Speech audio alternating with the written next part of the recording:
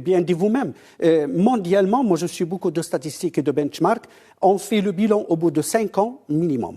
Et au bout de 5 ans, même dans le monde développé, la moitié des entreprises on ne le voit pas, disparaissent. mais effectivement, notre cher Youssouf Nasseri acquiesce aussi, donc il approuve que c'est au bout de 5 ans. Même aux États-Unis, au bout de 5 ans, la moitié des entreprises disparaît. Il ne faut pas se faire d'illusions. Pourquoi? Parce que c'est pas tout le monde d'abord qui peut devenir entrepreneur, même s'il a un bac plus 8 en entrepreneuriat. Moi, chaque fois que je le dis, je commence à recevoir des coups de partout. Pourquoi?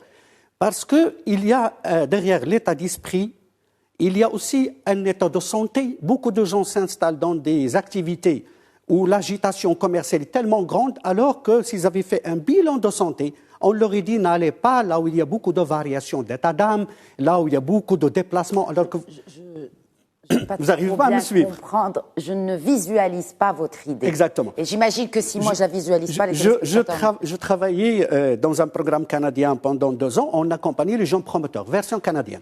On faisait un bilan de santé à la personne. Vous allez dire pourquoi? Parce qu'il y a des gens qui ont le diabète très avancé et qui veulent faire une activité où ils doivent faire le commercial toute la journée sur le terrain. Non, on ne vous donne pas 10 000 $ parce que ça va être jeté par la fenêtre. Vous pouvez faire infographiste dans un bureau climatisé, designer, et quelqu'un d'autre ira faire le commercial pour vous. Vous voyez à quel point de détail on rentre. Et un parmi ces programmes s'appelle les cercles d'emprunt. C'est un emprunt de 10 000 $ à 0% sans garantie. Mais le plus important, encore une fois, je suis obsédé par le mot, s'ils n'acceptent pas qu'un entrepreneur bénévole, il y a une longue liste d'entrepreneurs bénévoles. Réseau Entrepreneurs du Maroc, ils ont 350, j'ai consulté hier leur site internet. L'entrepreneur, il paye 3 000 dirhams pour devenir mentor bénévole. Ça fait rire, hein? 3 000 dirhams pour aider. Et pendant 36 mois, il dit, je ne peux accompagner que 6 personnes.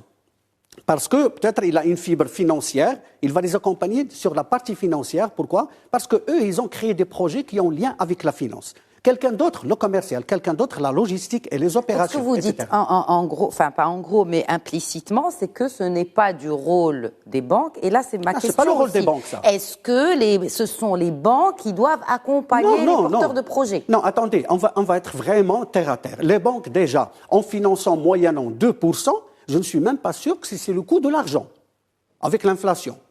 Donc, ce n'est pas pour défendre les banques. Pour ça, c'est à 0%. Hein. Pardon? Nous y viendrons. Pour ça, c'est à 0%. Voilà, une telle à 2%, ou un peu moins pour le monde rural, ce n'est même pas le coût de l'argent avec les temps qui courent. Si on leur ajoute aussi qu'ils doivent recruter du monde, c'est des charges fixes, et qu'ils doivent avoir des bureaux et des installations pour accompagner, ce n'est pas leur rôle. C'est le ministère de tutelle à qui la primature elle a donné le programme qui doit faire ce travail avec l'argent public.